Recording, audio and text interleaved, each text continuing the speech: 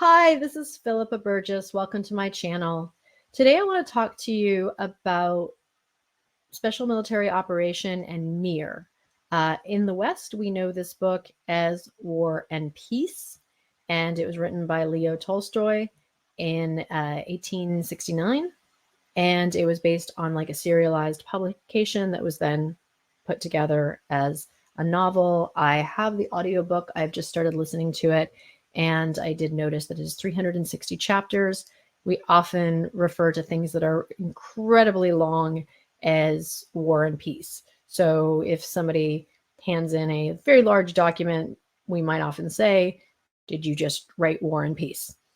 But I am just learning, totally new to this concept of Mir, Russia world, everything Russian. And the concept of Mir, I think, is really important to understand in the fact that the original book title was not War and Peace. It was War, Vonya, Mir. And I think that that is really important to look at and I'll take you through a number of resources and other videos where we can really unpack Mir. And I would welcome anybody who is way more familiar with this concept than I to comment, expand, share your knowledge, because it's really important that we understand it. So for example, when it came to the naming of the space station in 1986 by the Russians, they didn't say, call it we're number one or we're the best. They called it Mir, and the West interpreted that as peace, thinking that it wasn't necessarily competitive as much as it was collaborative. So I've been covering the war in Ukraine now for coming up on 5 months on TikTok, and I'm new to bringing my stories here to YouTube, but I have basically spent a couple hours every day looking at stories, reading, sharing, interpreting, trying to my best to understand what's going on, and ultimately with the goal of supporting the people of Ukraine. But in the process, I've been reading a lot of Russian news. Now, understandably, a lot of that is propaganda, but a lot of it is also reading comments that are shared by Russians, other vlogs, and things that give me a perspective into what is the impact of the sanctions, what is the mindset of Putin and the Kremlin.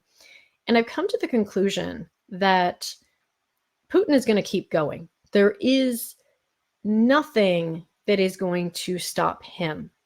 And the Ukrainians can fight, and they can get the occupiers off of their land to the best of their ability. And as Russia has just announced, it's going to be doing its next set of training on the Russian side at the border at the end of August. And then those new recruits will, in the training process, suddenly find themselves as the invaders and as the occupiers in Ukraine.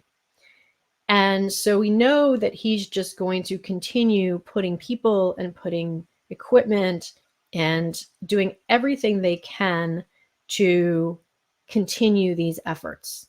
And this war ends when Russia decides to end it. But from all accounts, there's nothing that's really getting Putin right now to say, I can be done with this. And one thing in psychology that I've also seen, and I see it in a lot of the comments and a lot of the perspective, is this hero-victim complex. So they're there to be the hero and to save everyone, but if things aren't working out, they're the victim. And there's a lot of anti-West sentiment. I've definitely seen comments saying all our problems are because of America, all our problems are because of the West. And so even though things are going to get difficult in their country, their society seems quite prepared for it, because there is this sense of sacrifice for the greater good. And this is the concept of Mir. So there is the word of peace is a piece of it, but also the meaning of world or society. And one example of the origin of Mir was that you lived in a village or a communal space where everybody shared limited resources and you would survive, especially where it's very cold, you need heat, but also in terms of food and childcare and just anything that a community needed that they could share with each other. And you belonged to the Mir, and the Mir protected you, and the Mir took took care of you and allowed you to live. And if you were expelled from the Mir, it meant certain death. Even their credit card payment system in Russia is called Russian Mir. And the idea of Mir is Russia world, everything Russia culturally, everything Russia influence, everything Russia land grab. And before the Soviet Union collapsed, Ukraine represented 50% of Russia, of the Soviet Union's industrial economic base. All of the nuclear power plants were there, the steel factories, just a huge amount of the commercial production was in Ukraine. So it's very strategic why Putin, at any cost, wants Ukraine under his control, whether it's partial, total, complete erasure, and being part of Russia world. Now, why it's so important to the West is Russia world does not end. If you don't put it in check, it just keeps going, and it's willing to do it at any amount of sacrifice. And the West is pretty comfortable, and we're not that great at sacrifice. So those are things that we also have to consider, is like, when does it start getting uncomfortable for us? Because we'll keep going as long as it's profitable and as long as there's the political will behind it. And with Lend-Lease and with Raytheon and all the military equipment that is going to Russia, do not be concerned that there's donations. There's a lot of economic value to the US and even to the European countries in doing that. Now, they have some issues with oil and gas in Europe, and Russia will continue to play its cards the best that it can, knowing that it has that advantage. And yes, it's losing technology, and yes, it's losing, so there's a brain drain, and there's a lot of things. But from everything I'm getting, everybody's kind of on the same script of, we will adapt and we will make it work. I've seen articles where Putin is praising Iran and how successful Iran has been at thriving under sanctions over the last 20 years. And he's saying we can use that as a role model. So he's not going anywhere. His commitment to this war is not going anywhere. And they have been neighbors for 1,000 years. And there are lots of cultural similarities. There's also very much cultural differences. But for many, many years, Ukraine, in one way, is referred to as Little Russia. So there's always the sense of superiority that comes from Moscow relative to other parts of, whether it was the Soviet Union or the Russian Federation or its neighbors. That sense of, we're number one. But they still want everybody else within their sphere of influence and domination. And if they can erase, as they've tried many, many times throughout history, Ukrainian language, Ukrainian culture, Ukrainian identity, they'll be very happy to do so. And even an article I read yesterday, like, they're very excited to get the kids back to Russian schools in Melitopol, because they're like, this is proper education, and these kids need to be educated in the Russian ways. So I'm thinking it really, at this point, is a battle of wills between Russia and the West. How long will the West maintain its support of Ukraine? Because Ukraine, although they're strong, although they're fighting, they are being bolstered by the West. And the West's attention, historically, we've been known to have short attention spans. We've been known to sort of work in self-interest. And I think that looking at this book, War and Peace, which the special military operation, because we can't call it war, or they can't call it war. We call it war because it really is a war. But special military, or it's an invasion, it's an occupation. Let's be clear. I am against everything Russia is doing. I am totally in support of the Ukrainian people. The reason I'm talking about it, though, is I want to communicate with fellow Americans and fellow Westerners, and of course, all of our Ukrainian allies, that we need to understand what's at stake here. We need to understand what the mindset is. They do not think like us, and they are not like us. And their tolerance for suffering is much, much greater than ours. And their will to dominate and bring everything into Russia world is also very strong. And I think that some of Russia, much of Russia, has been gutted out and weakened by corruption. But it was a formidable opponent through all of the Cold War. And we should not discount that. The other thing, there's a phrase that there's quality versus quantity, but quantity has a quality all of its own. And at this moment, Russia still has plenty of people that can recruit. They may be cannon fodder, but they're going to be coming in, and as long as they put a gun in their hand or put them in a tank, they will continue this invasion. Like, it's not stopping. So the question is, like, how do we stop it? If hypothetically, theoretically, or the information we know now, Putin's not going anywhere. The Kremlin's not going anywhere. I see a lot of Western media saying, oh, hey, is he ill? Is he going to die? Is he going to be overthrown? Let's just go with the fact that he's not, and he is going to stay the course on this.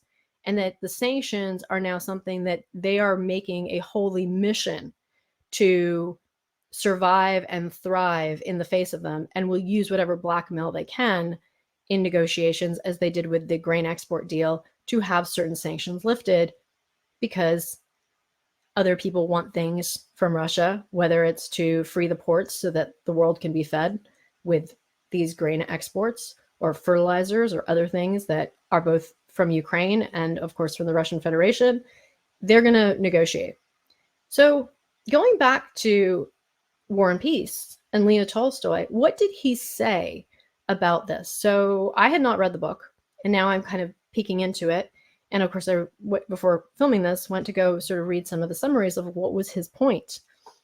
And his point was that this was about the War of 1812, when Napoleon marched into Moscow, and this was the war. And it very much, the conclusion that he came to, which is the conclusion that I think we need to understand, and to really see, like, where is the Achilles heel of Russia? Where does Ukraine win? Where does Russia lose? And where is Russia willing to stop the invasion? When are they willing to stop the war? And the answer in the book War and Peace is that the success of Russia is based on, one, its defense. And you can see that in Putin's rhetoric and his language, he refers to this special military operation as defense. So he's definitely making people feel very morally invested, because they feel like they're defending themselves, that they were the ones who are threatened in some way. And he really says that the success of Russia lives in the morale of its soldiers. And I can see that to be true. I think that the soldiers that are there now, either they've been there for the years preceding the invasion, because of all the separatists and other issues, before February 24th, or they came in on February 24th, and now coming up on 6 months in August, some of them want to go home. Some of them want to be done. Some of them are feel like their tour is over if they're still alive, and if they haven't been captured, and if they haven't been injured. They are now going to a new group of soldiers that they are recruiting from a lot of the outer areas.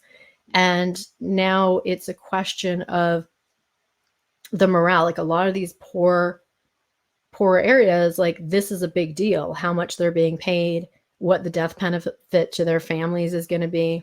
And of course, the Wagner Group is recruiting a lot of just for hire. They're emptying prisons and those types of things. And there's going to be a certain motivation, because the mindset, they're part of Mir, they're part of Russia world. They are, it's just cultural pride, that they're going to be there and they're going to fight. And much of the propaganda that I see is about building up the soldiers and building up their morale. And that is the Achilles heel of Russia, is their soldiers' morale. And right now it's still high. It's not with the same determination and grit and courage as the Ukrainians, who are truly defending their land and looking to get out the occupiers, but the Russians are still coming at it like they are doing something that is just and right. And even in their Telegram channels, and every post they put out says, our mission is right and we will win. And so they're definitely playing into this concept of Russian Mir, everything Russia, and a huge point of pride. And I think that it really is also going to be when mothers and wives and girlfriends start to see that their men don't come home, or there's a point where it will have to be something in society that just changes or shifts, where the pride of being in the Russian army, the pride of defending their homeland against the Ukrainian threat, is put in check, is questioned. And that is the point where it will fail, I would hope. Now, if they were to succeed, this is why, again, in the West, this is so important. They will not stop. This is not about Ukraine. This is about Russia world. This is about everything Russia. Russia is 2.4 miles from Alaska in terms of its border. And there are even billboards in Russia that say, Alaska is Russia. Now, and we're also dealing with a country that has nuclear power. So they have options. They can wipe us all off the map should they so choose. And they will threaten that if they feel threatened. And so when I get questions on my TikTok channel, like, well, why don't we have boots on the ground? Or why can't the weapons strike into Russia legitimately? Even though I think, there are some border skirmishes, that why are the Ukrainians limited? Because nobody wants a hot war between the West and Russia. So we're in this proxy war, but we are in a war, and it is important that the American public understand this. It's important that the American public is prepared for this, and that we understand what sacrifices we're willing to make. And again, there's much profit to be made, and that the U.S. is definitely doing its part to make sure that, like, Lend-Lease and things like that, as proven in the relationship with the UK, very profitable for the U.S. U.S. companies in the military industrial complex are not hurting right now. But we as an American public need to figure out, one, how to solve our own problems, and how to have better dialogue in understanding what is the issue and how do we collaborate and be better together. But also to understand that we might need to be in this for the long term, and that based on Leo Tolstoy's assessment of Russian culture and Russian society, that the way you win a war is by defending yourselves and keeping the morale of the soldiers. And I think right now, Russia's, even though like we in the West and what was reported in Ukraine is saying they're being decimated, right now I would still say that Russia is strong in their propaganda. And just reading the comments of just the ordinary everyday Russian citizen, they are totally in support of their government. They are totally in support of their military. They are totally in support of the mission. So that is where the communication war needs to be fought. And I think there are lessons that can and will be learned from the 1,000-page novel that we in the West know as War and Peace, but in its original Russian title is Vonya and Mir. And Mir has those many meanings, but Russia world is certainly one of them. So I invite you to comment. This is a discussion. This is a hypothesis. This is a theory. I'm very interested. I'm very invested. And I'd like to welcome your thoughts. If you like this video, please hit the like button, subscribe to this channel, engage in the conversation, and let's do what we can to support Ukraine. Slava Ukraine. Heroyam Slava. Thank you all.